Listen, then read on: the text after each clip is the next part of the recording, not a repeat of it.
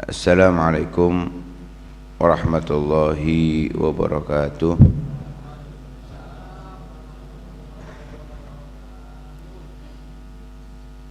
Bismillah walhamdulillah. Wassalatu wassalamu ala rasulillah sayyidina maulana Muhammad ibn Abdullah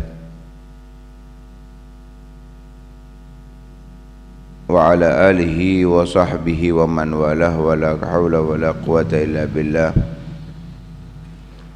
نوينا التعلم والتعليم والنفع والانتفاع والتذكر والتذكير والإفادة والاستفادة والحث على التمسك بكتاب الله وسنة رسوله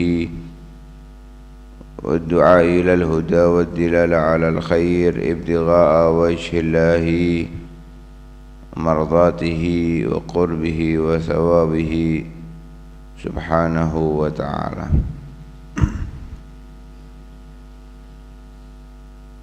Banyak di dalam ayat Al-Quran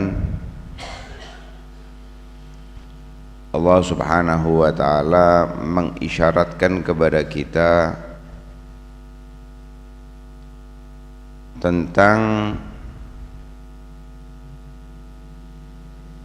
masa hidup kita di atas dunia yang terbatas.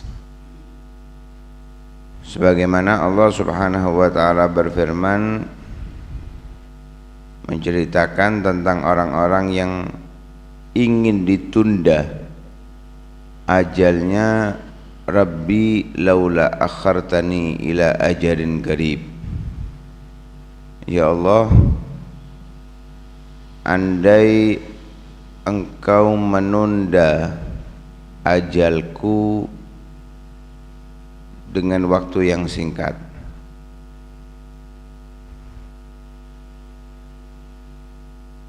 Dalam ayat yang lain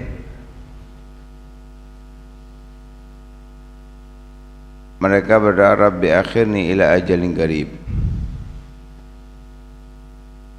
Begitu juga dalam ayat yang lain Allah subhanahu wa ta'ala berfirman Rabbirji'un la'alli a'malu salihan fima taraktu kalla innaha kalimatun huwa qailuha. Ya Allah, kembalikan aku di atas dunia untuk aku bisa beramal soleh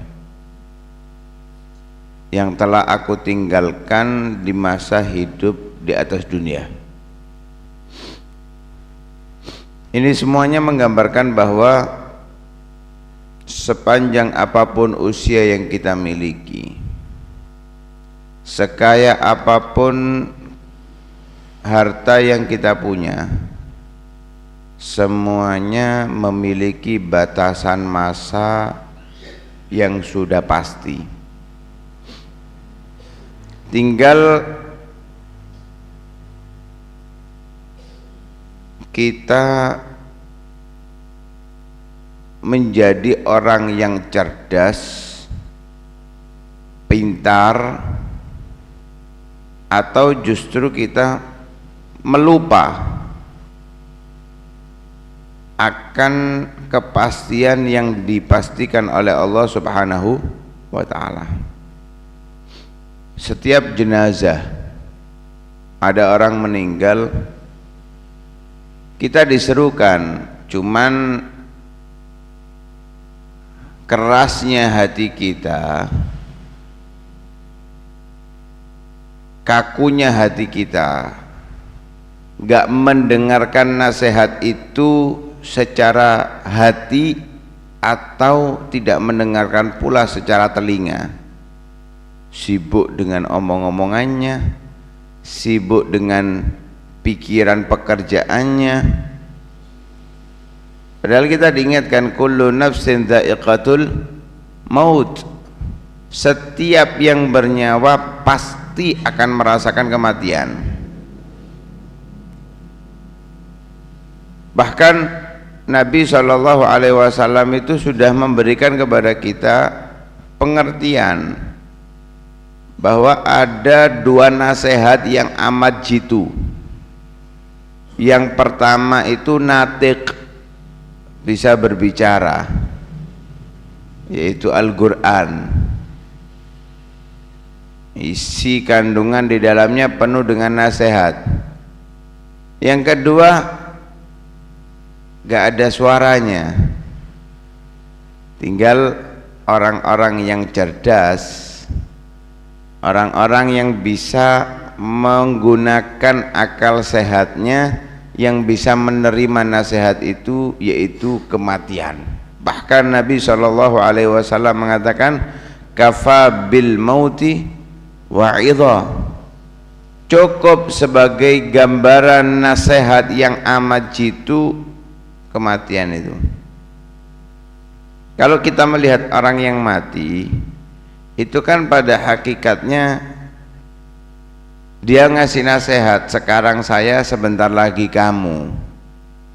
Tapi apa yang kita lakukan? Ngomong-ngomongan, tertawa, senyum, padahal bentar lagi waktunya kita tiba. Kalau misalkan boleh divonis dan dipastikan setelah ini kamu, kira-kira apa yang kita lakukan? Kalau entah secara memang zalim atau memang karena kesalahan kita, divonis 3 hari lagi kita akan dipenggal. Terus sikate gaplekan, mau main slot masian. Ini 3 hari lagi kita akan dipenggal. Apa yang harus kita lakukan? Pegang tasbih, sholat 5 waktu dijaga, memohon ampun kepada Allah, tobat kepada Allah Subhanahu wa ta'ala. Padahal Al-Habib Abdullah bin Husain bin Tahir sudah mengatakan, fal mautu atin an garib, kematian itu datang dalam waktu dekat. Bahkan Sayyidina Abu Bakar As-Siddiq radhiyallahu ta'ala anhu, beliau mengatakan, fal mautu adna min syiraki na'lih, kematian itu lebih dekat dari pasangan sandalnya. Sejauh apa kita bisa melangkahkan kaki antara kanan dan kiri? 10 meter, 20 meter, 100 meter, paling mentok 1 meter. Ya sedekat itu pula kematian dengan kita. Lah, orang yang cerdas, orang yang pintar, orang yang bisa menggunakan akalnya dengan sehat, itu dikatakan ketika Nabi SAW ditanya orang-orang yang cerdas itu bagaimana, siapa ya Rasulullah? Nabi menjawab, aktsaruhum lil mauti dzikra. Orang yang cerdas itu orang yang banyak mengingat kematian. Mengingat kematian itu bukan mati, bukan. Kalau seperti itu manfaatnya sedikit. Mengingat kematian itu memikirkan hati kita berpikir, merenungi, kalau saya mati gimana? Keadaan saya ini kalau mati bagaimana? Resiko setelah kematian saya ini bagaimana? Sakaratul maut itu kalau terjadi kepada saya bagaimana? Kemudian nanti di akhirat saya ini bagaimana? Sudah tersisa berapa waktu lagi kita akan menuju kematian? Nanti kematian kita ini ditutup dengan apa? Su'ul khotimah atau husnul khotimah? Lah ini yang dinamakan dengan mengingat kematian. Jadi fokus hidupnya ini ibaratnya menunggu alarm bunyi. Ya, kita dapat panggilan, misal panggilan umroh tanggal sekian jam sekian. Semakin hari kita ini semakin mempersiapkan untuk keberangkatan. Nggak mungkin toh kita semakin dekat dengan keberangkatan sebagai nyantai, nggak mungkin. Semakin mempersiapkan diri, entah pakaiannya, entah alat mandinya, entah kesehatannya dipersiapkan terus sampai hari kebangkitan, sampai hari keberangkatan. Begitu juga kita. Bedanya kalau tanggal umroh sudah bisa dipastikan, tapi kalau tanggal kematian nggak ada yang tahu. Karena itu orang yang cerdas, katanya Nabi, aktsaruhum lil mauti dzikran, orang yang banyak mengingat tentang kematian, artinya waktunya sering mengingat-ingat tentang bagaimana dia kalau mati, bagaimana dia kalau sudah tidak bisa berbuat baik amal ibadah lagi. Wa ahsanuhum lahu isti'dadan, orang yang cerdas itu orang yang persiapannya matang untuk kematian, artinya kapanpun dicabut nyawa sudah siap. Ini seperti murid-murid teladan, murid-murid yang selalu mempelajari apa yang diajarkan gurunya, kapanpun diumumkan ujian siap. Oh, kalau sekarang kan enggak, tanggalnya ujian ditentukan. Kenapa? Biar saya bisa murojaah dulu, Ustaz. Ya, sekolah ujian itu kan ditentukan. Oh, ujian itu biasanya bulan November atau Desember, ya. Mei ujian itu, April, Mei ujian untuk kenaikan. Jadi murid itu wah belajar semuanya. Kalau mati nggak ada tanggalnya, kapan nggak ada yang tahu. Yang tahu hanya Allah Subhanahu wa ta'ala. Bahkan para malaikat, khususnya pencabut nyawa, itu tahu ya ketika waktunya tiba. Ketika waktunya tiba baru tahu. Karena itu pernah terjadi di masa Nabi Sulaiman alaihissalam. Nabi Sulaiman itu kan memiliki banyak mukjizat, di antaranya bisa terbang pakai angin. Ghuduwuha syahrun rawahuha syahrun wa ghuduwuha syahrun, pulangnya sebulan baliknya sebulan. Jadi ilmu pesawat terbang itu diambil dari kisahnya Nabi Sulaiman alaihissalam. Lah, di saat Nabi Sulaiman mengajarkan ilmunya kepada masyarakat, ada di antara mereka itu ditakdirkan mati dalam waktu dekat, tapi di daerah yang jauh, di daerah yang jauh. Lah, malaikat diperintahkan oleh Allah untuk mencabut nyawanya. Ya, ibaratnya mudahnya gini, ditakdirkan mati di Jakarta, wong ini gini,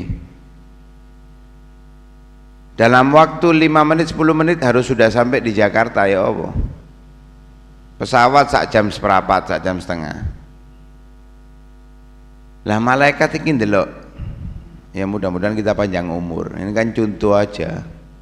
Delok iki kok ndek kene isian, dicabut nyawanya ini di Jakarta kok sik ndek kene iki. Dilihat terus orang itu. Lah merasa dilihat, didelok itu takut. Kan malaikat itu kalau sudah mau nyabut nyawa itu menyerupai orang dulu. Dideloki terus takut, wadul kepada Nabi Sulaiman.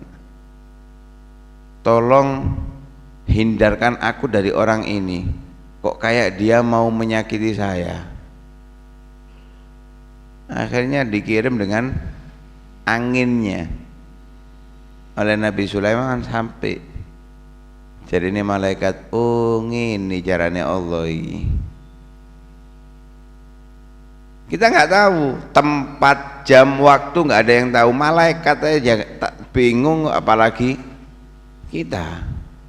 Bedanya kalau orang soleh mau mati itu ditawari, kon kepingin mati nih ya opo. Banyak cerita itu di dalam kitab Ihya Ulumuddin seperti itu. Disuruh milih, kepingin mati dalam keadaan apa, disuruh milih oleh malaikatnya, tawari. Dan pasti itu akan tiba. Karena itu orang yang cerdas itu sudah siap, seperti anak yang cerdas, karena dia belajar, semangat belajarnya. Kapanpun gurunya mengatakan sekarang ujian, marhaba, siap. Begitu juga ketika ajal itu tiba, orang yang cerdas itu sudah siap, amal ibadahnya, zikirnya, sholawatnya, sholat 5 waktunya, tahajudnya, duhanya, witirnya, sedekahnya, semuanya sudah komplit. Karingan ini dok, sudah siap. Kapanpun ajal menjemput, sudah ready. Semuanya sudah, perlengkapannya sudah sempurna.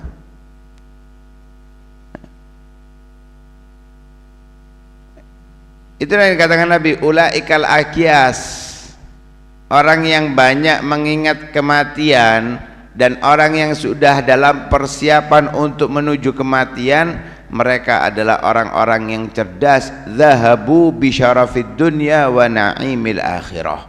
Mereka pergi dengan membawa kemuliaan dunia, bukan kemuliaan dunia punya banyak uang, enggak. Dia keluar dari dunia dalam keadaan mulia, terhormat. Enggak ada para ulama orang soleh itu mati kemudian hina, enggak ada. Mulia, saking mulianya sampai diadakan haul, dirayakan setiap tahunnya. Orangnya meninggal masih jadi pengingat untuk orang-orang setelahnya. Imam Ghazali ratusan tahun yang lalu, tapi karena sudah siap menghadapi kematian, beliau memang rohnya dicabut oleh Allah Subhanahu wa ta'ala dari jasadnya. Jasadnya sudah dimakamkan, tapi seakan-akan mereka masih hidup dan dimuliakan di mana-mana. Zahabu bi syarafid dunya. Cukup di situ enggak? Wa na'imil akhirah, mendapatkan kenikmatan yang abadi di akhirat, surga Allah Subhanahu wa ta'ala. Nah, karena itu Nabi sallallahu alaihi wasallam berulang kali, aktsiru min dzikri hadzimil ladzat. Selalulah perbanyak untuk mengingat yang namanya kematian itu. Karena itu ba'dus salaf itu memberikan motivasi kepada kita, memberikan saran dan kritikan kepada kita. Undur kulla syai'in tuhibbu an ya'tiyakal maut wa anta alaihi falzamhu. Kita ini kan pasti mati, itu pasti tahu, kita sadar mati itu pasti akan tiba kepada kita, tinggal waktunya saja kapan. Lah, yang menjadi pertanyaan kita ini kan, kita ini kepingin mati dalam keadaan apa? Matinya dalam keadaan sholat kah? Matinya dalam keadaan zikir kah? Kalau kita pengen matinya dalam keadaan tertentu, yang pasti itu yang menandakan husnul khotimah.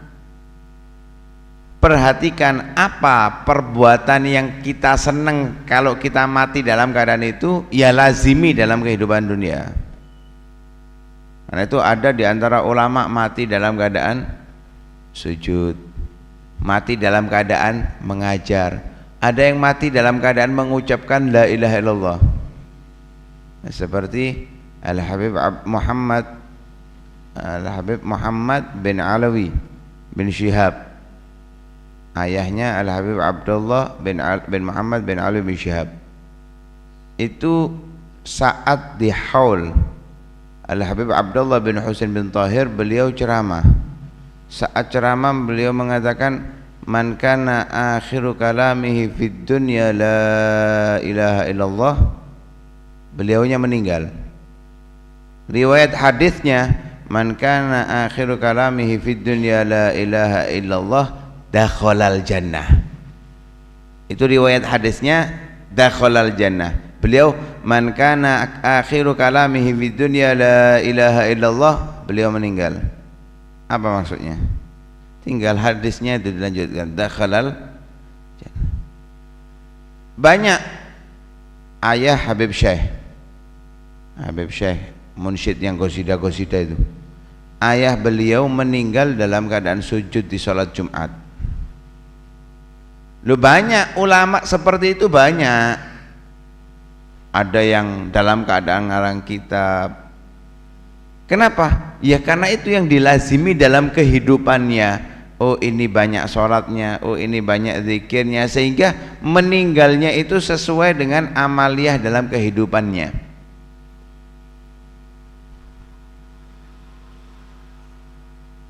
Yuhsyarul mar'u ala ma mata alaih wa yamutul mar'u ala ma asya alaih. Seseorang itu kelak dibangkitkan sesuai matinya, dan seseorang itu mati sesuai dengan bagaimana cara hidupnya. Walaupun tidak menutup kemungkinan orang yang masya Allah kehidupannya sudah baik, matinya su'ul khotimah, juga nggak menutup kemungkinan. Begitu juga sebaliknya, orang yang dalam kehidupannya maksiat, lupa kepada Allah, mati dalam keadaan tobat, nggak menutup kemungkinan. Tapi yang terbanyak sesuai bagaimana dia hidup, ya seperti itu pula dia mati. Kalau kita ditanya, kita ini senang mati apa enggak? Insya Allah nggak ada yang senang. Kita ditanya dari ujung dunia sampai akhir dunia, nggak ada yang orang mau mati, nggak ada. Cuman yang jadi perbedaan, ada orang yang saat mati seneng, ada yang saat mati susah. Nabi sallallahu alaihi wasallam bersabda, man ahabba liqa Allahi ahabballahu liqa'ah, wa man kariha liqa Allahi karihallahu liqa'ah. Ini sering disampaikan di akhir manaqib saat haul-haul. Fa ahabba liqa Allahi fa ahabballahu liqa'ah. Sering disampaikan di manaqib haul-haul. Orang yang senang berjumpa dengan Allah, maka Allah pun senang berjumpa dengan dia. Orang yang enggak senang berjumpa dengan Allah, Allah pun enggak suka berjumpa dengan dia. Saat Nabi mengatakan demikian, Sayyidah Aisyah radhiyallahu taala anha berkata, ya Rasulullah, kulluna nakrahul maut. Enggak ada yang diantara kita ya Rasulullah yang senang dengan kematian, enggak ada. Semuanya enggak senang mati. Kenapa? Kematian itu sakit, mati itu sakit. Dicabut nyawa itu berat. Nabi Muhammad yang menjadi kekasih Allah, orang yang paling dicintai oleh Allah, saat sakaratul maut merasakan sakitnya. Bahkan ketika tahu rasa sakitnya sakaratul maut, tanya kepada malaikat Israel, apakah kamu mencabut nyawanya orang seperti ini rasanya? Katanya malaikat Israel, ya Rasulullah, ini adalah cara paling ringan untuk mencabut nyawa makhluk Allah subhanahu wa ta'ala. Bayangkan Nabi Muhammad dicabut dengan cara yang paling ringan, tapi merasakan sakitnya luar biasa. Jangan ngelihat kalau ada orang moro-moro mati kayak gak ono lorone. Ya kita yang ngelihat seperti itu karena sabarnya dia dengan ujian Allah, gak ditampakkan rasa sakitnya. Banyak para ulama, para aulia demikian itu banyak. Mungkin kita pernah mendengarkan di Haulal Habib Ja'far bin Syekhana Segaf. Beliau itu punya sakit tumor di giginya. Di pipinya itu kan kalau kita lihat fotonya agak miring. Itu karena sakit. Itu keluarganya nggak ada yang tahu. Kenapa? Habib Ja'far nggak pernah kita sakit gigi dok wis, nggak pernah ngeluh, sabar dengan rasa sakit itu sehingga nggak menunjukkan kepada yang lain kalau dia sakit. Keluarganya sampai nggak tahu. Lah begitu juga orang-orang soleh ketika naza, ketika dicabut nyawanya sakaratul maut, mereka bukan nggak sakit tapi tidak ditampakkan rasa sakitnya, atau terhibur dengan hadiah yang sudah disiapkan oleh Allah Subhanahu wa taala sampai nggak merasakan sakitnya sakaratul sakit. Nabi aja ngerasakan sakit, sampai ketika Nabi melihat rasa sakit yang sangat besar, minta kepada Allah, ya Allah jadikan separuh rasa sakit sakaratul maut umatku untukku, ya, separuh rasa sakit umatku untukku, berikan kepadaku. Sakit kematian itu sudah sakit, mufarrik bainal insan wa baina mahbubatihi wa ma'lufatihi min dunya, memisahkan antara dia dengan orang-orang yang ia cintai dan kebiasaan-kebiasaan yang ia senangi dari urusan dunia. Ya. Punya anak, apalagi anaknya berbakti, dia mati, ya nggak seneng. Kenapa? Berpisah dengan anak yang ia cintainya.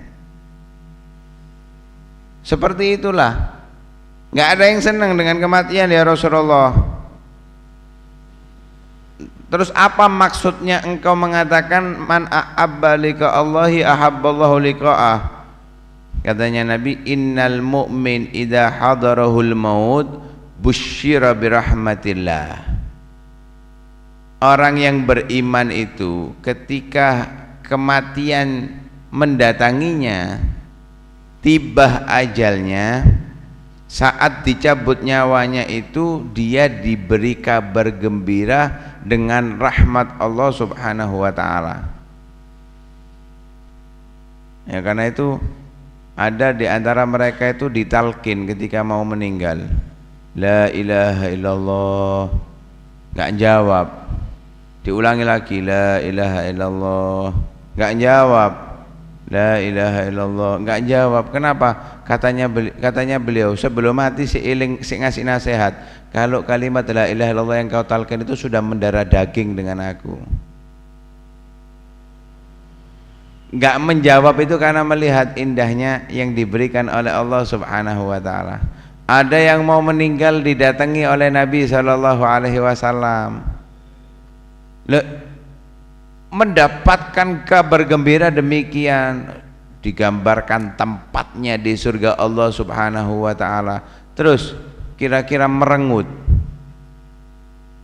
benar sakit saat dicabut, tapi melihat indahnya surga yang disiapkan oleh Allah untuknya, senang bahagia. Itulah orang beriman, ahabba liqa Allah, sehingga dia senang berjumpa dengan Allah. Fa ahabballahu liqa'ah, Allah pun senang berjumpa dengan dia. Wa innal kafir, sebaliknya orang yang kafir, yang mengkufuri nikmat Allah, yang tidak beriman kepada Allah Subhanahu wa taala, idza hadarahul maut, ketika didatangi kematian, busyira bi'adzabillah, dikasih tahu, ini loh tempat kamu di neraka, ini nanti kamar VIP-nya kamu di neraka ya, ini siksanya modelnya seperti ini. Lah kalau sudah seperti itu, fakariha liqa Allah kawa karihallahu liqa'ah, dia nggak senang berjumpa dengan Allah tapi tetap akan ketemu Allah, pun nggak senang berjumpa dengannya karena itu nggak dilihat oleh Allah, nggak ditoleh dan dicemplungkan di azab Allah Subhanahu wa ta'ala, di neraka Allah Subhanahu wa ta'ala. Na'udzubillah min dzalik. Nabi Musa aja, Nabi Musa alaihi salam pernah suatu saat mau dicabut nyawanya, oleh Allah Subhanahu wa taala, diperintahkan malaikat untuk mencabut. Mau dicabut, ditempeling itu malaikatnya. Ditempeling malaikatnya Nabi Musa. Satu-satunya manusia yang menempeling malaikat hanya Nabi Musa. Akhirnya diturunkan wahyu oleh Allah kepada Nabi Musa. Nggak mau mati dah. Bukan nggak mau mati karena nggak siap, enggak. Tapi keinginannya untuk menyebarkan ajaran Allah Subhanahu wa taala yang sangat besar. Akhirnya Nabi Musa ditawari oleh Allah, wis gini aja. Itu ada kambing atau sapi itu kamu pegang dengan tanganmu, aku tambahkan usiamu setiap bulunya 1 tahun. Setiap bulunya 1 tahun.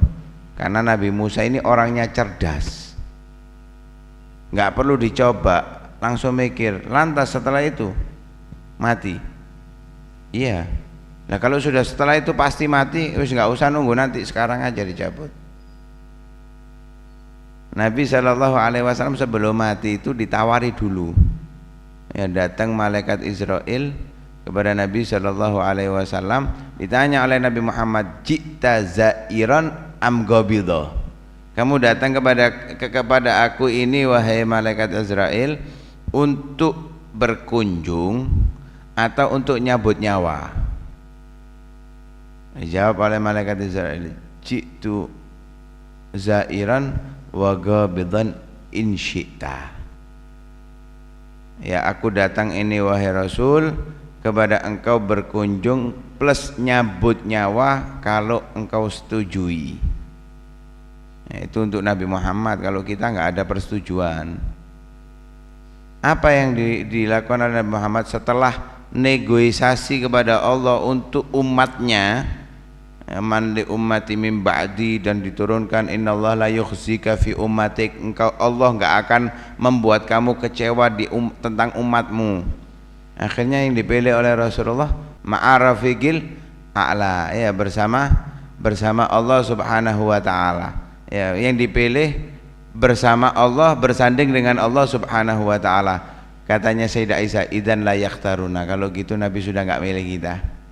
Ingin berjumpa dengan Allah Subhanahu wa taala, enggak ingin berkumpul dengan kita lagi di dunia. Karena itu kematian pasti akan tiba kepada kita. Kematian pasti akan tiba, tinggal kita siap atau tidak. Enggak nunggu tua. Ya, berapa banyak kematian terjadi kepada anak yang baru lahir, anak yang masih balita, anak yang masih remaja. Sudah sering menjadi tontonan kita, nasihat kepada kita kematian orang-orang dari berbagai usia. Enggak nunggu beruban, apalagi yang sudah beruban. Mestinya sudah banyak persiapan untuk kematian. Kita sudah banyak lupa kepada Allah, banyak lalai kepada Allah, terlalu lalai dengan kesenangan-kesenangan dunia, urusan-urusan dunia. Karena itu yang kita harapkan, mudah-mudahan Allah Subhanahu wa taala panjangkan usia kita dalam keadaan taat kepada Allah, mempersiapkan diri untuk datangnya kematian, dan mudah-mudahan Allah cabut kita dalam keadaan kita mengucapkan la ilaha illallah, dalam keadaan husnul khatimah, dan kelak berjumpa dengan baginda Nabi Muhammad sallallahu alaihi wasallam di surga Allah Subhanahu wa taala. Amin amin ya rabbal alamin. Sallallahu ala sayyidina Muhammadin wa ala alihi wasallam, walhamdulillahi rabbil alamin.